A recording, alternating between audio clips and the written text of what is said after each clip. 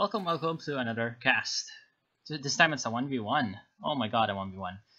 It's been a while since I've done a 1v1, which means 2 games, so yeah. So it was sent in by Pablo over here playing Soviets. This is Samosky. The regular one, not the winter one. So yeah, it's been a while since I've seen this map, and I'm not joking this time. His enemy is Glowing. That O though, you're not cool. He's playing Wehrmacht. And Pablo instantly picking Partisans. Partisans in 1v1s are interesting because, especially on maps like Samosky, they can be pretty useful at like securing an early win, because sometimes your enemy might not expect it, and like with an MG or a sniper, you could just spawn a Partisan behind it, kill it, and just snowball the game from there. So he's gonna go for some conscript opening, but he instantly built tier 2, so which means that probably he's gonna get a maxim as soon as possible. And he's not gonna go very heavy on conscripts. Also because conscripts, when you're playing partisan tactics, might not be the best idea, because when you need to reinforce a lot of conscripts, you're not gonna have a lot of manpower for partisans. So his enemy decided to go for 1 grenadier and 1 MG. So he did go tier 1. So pretty standard openings from both players. Nothing too weird going on. Samosky, the map. They changed it like a few patches ago. The fuel point used to be over here. Now it's over here, which is a little bit more harassable. It's pretty good. Unlike the winter one, of course, you cannot walk over all the ice that's over here. So there's the famous Samosky choke points here, here, and here. You can also walk across here, which is something they added in CoH2. In the CoH1 version of the map, you cannot walk over here. So yeah, pretty much like what a lot of people do is they wire or tank trap these 2 sections, or try to get the cutoff point over here. And also this place is awesome to put some wire down. I always do that when I play this map, just so people cannot access your fuel so easily when you're north. And when you're in the south, this is the counterpart, but you can also walk around here and over here. So middle church, obviously very important spot in the map. Middle is very covered in buildings. So yeah, you can always expect a lot of fights around these buildings. Molotovs are decent on this map because of that, but in general Molotovs are not that useful right now. So we have an MG42 going to fight the Maxim, but the MG42 is kind of at a disadvantage because it's being flanked by these conscripts coming from the north. There's also an engineer squad that might try to do something about it. We have a mortar coming in from the German player, which is definitely a good choice on this map. Though Pablo is definitely working, this to his advantage and flanking around. So if this was another grenadier squad, this would be a pretty suicidal maneuver. So right now the MG42 was forced into setting up in this house, and it's being flanked around by conscripts, not really able to shoot anything. But at the same time, the conscripts are not really in the best of shape right now to continue the fight. The grenadier squad is being suppressed by this Maxim in the house. Another conscript squad is coming in to reinforce though, so that might be able to turn the engagement. This one conscript might go down in the negative cover. Yes, it will go down in the negative cover. But he does have enough manpower to spawn some partisans. No, he will actually try just replace the conscript squad, which is probably the safer option. Unfortunately for Pablo, this mortar is going to prove very bad for him. Well, for his Maxim. Though thankfully for him, he did remember to send his engineer to cap where the enemy wasn't. This means the right side, and got a nice VP, and is also going to get a munitions point under his control.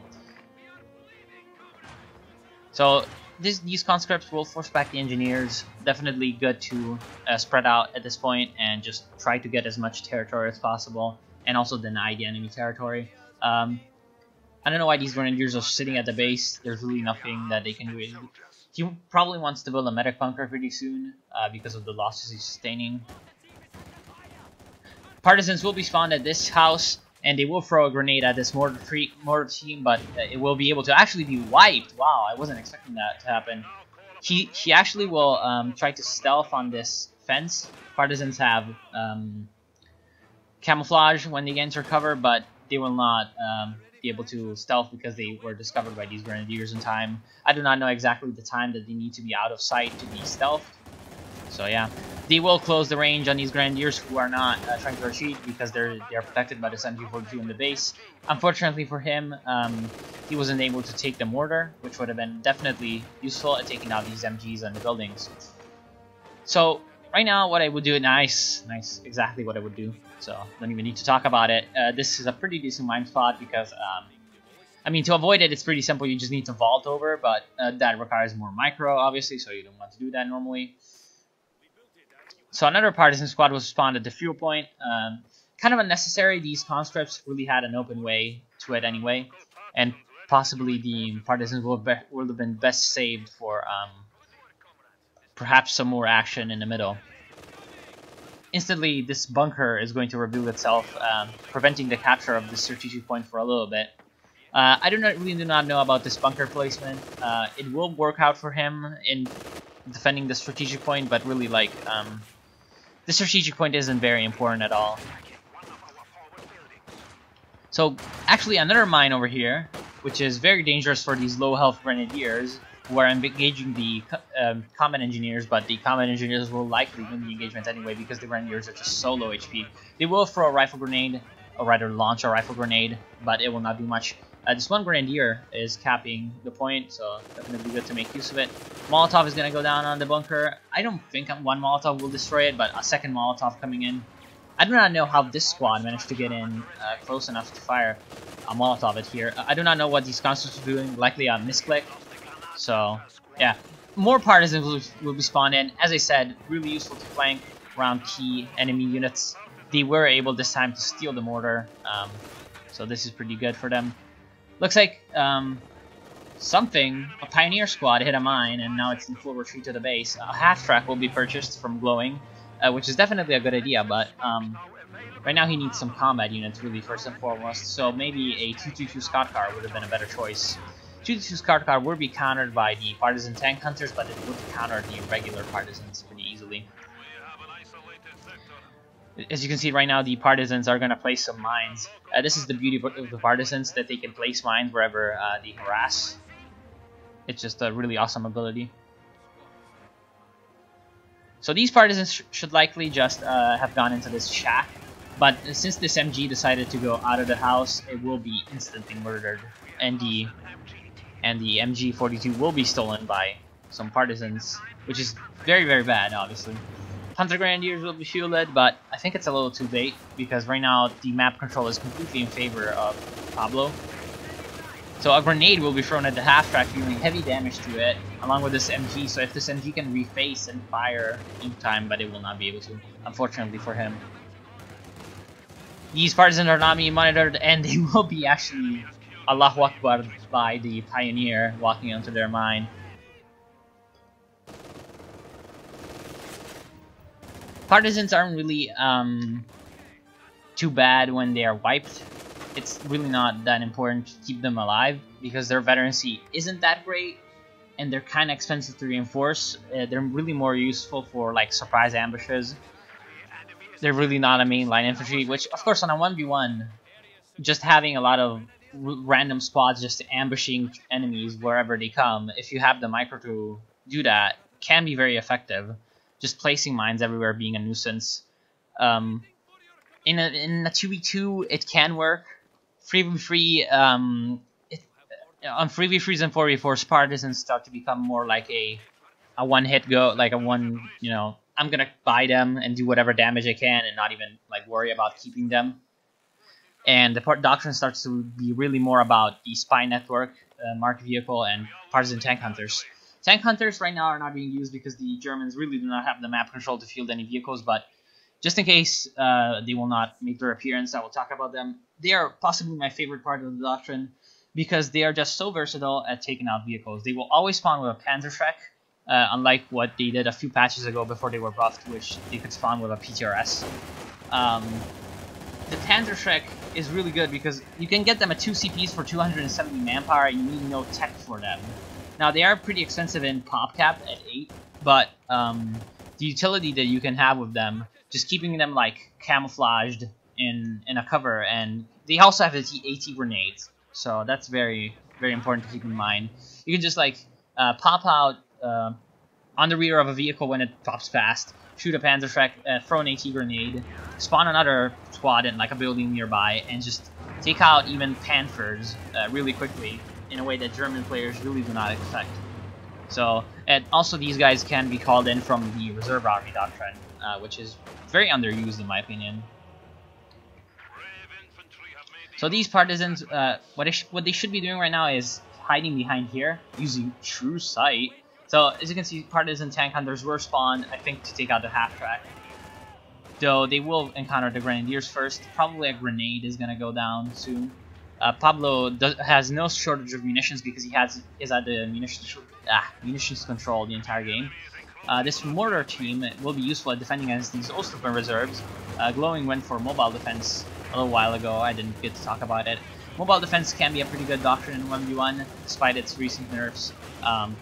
It's not that terrible. The Ostrupen reserves are decent if you need to like recruit weapons. Unfortunately, like he's using them completely wrongly. And the Puma, especially, and the command tank are what make this doctrine really useful in 1v1s.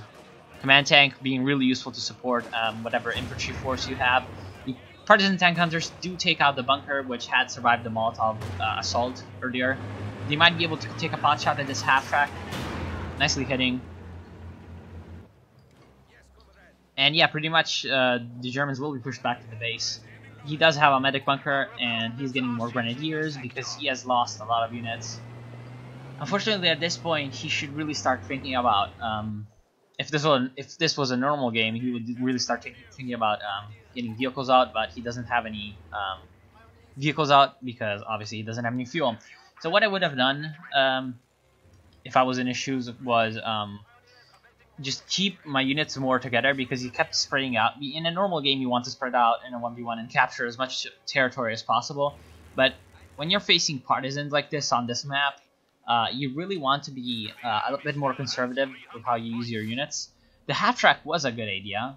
Actually, these partisans still have the Topasha, even in the mortar crew, so that's something to remember. Yeah, pretty much the half-track was a good idea. Possibly a flamer upgrade would have been very useful. The camouflaged AT partisans were planting a mine camouflaged because of this yellow cover from the previous blast explosion of the mine. And this mine will take out 4 grenadiers, but not any squad. So that's too bad. See, if partisans were able to plant demo charges, just imagine the QQ on the forums. That would be like insane. Yeah, pretty much the half-track, good idea, but possibly some flamers earlier on would have been very good for him. Possibly a scout car would have been good for him. Definitely keeping his units together would have been useful. Panzer Grenadiers were a pretty good idea. Panzer Grenadiers do pretty well against partisans, and also pretty decently against the MGs, just flanking around, throwing bundle grenades, causing all sorts of trouble. So spy network was used, so at that point I didn't have the fog of war on, but Pablo could see on the minimap all the units of the Germans. So right now he knows that there's a big swarm coming in on the top, and he's going to be able to react accordingly. He's going to get a fuel cache on his cutoff point, which is definitely a good idea. You should always get caches on this point on this map, on this point and this point, especially in longer games, because this point is pretty much protected completely. You will rarely have people just walking up and harassing caches on this point. You may have someone trying to decap, but caches are a little bit more resilient. So another mine took out almost the entire Panzer Grenadier squad. That's spiral mines. Another mine almost took out this Grenadier squad, which is a miracle that it didn't run over this mine, but now it is going to run over this mine. Not killing any of the partisans, interestingly enough, but it will die, and the mine will be instantly replaced. So T-34-76 is already coming on the field. I say already because the manpower situation when you field all these partisans can get pretty tense, to say the least. And yeah, these partisans quite annoying. Yeah, another good thing about partisans in 1v1 that actually isn't, I know, right? It actually like cannot be measured in like in these statistics is that they are really annoying to people for some reason. I mean, just having these guys spawn on buildings, the psychological warfare is real with these guys because you can get people rage quitting even when they can easily win, just because you just can continue to, you know, harass them all over the field. And that's just something that is an advantage of like lower popularity strategies like this one. You never know when people will like not take very kindly to what you're doing to them and just possibly not play very well.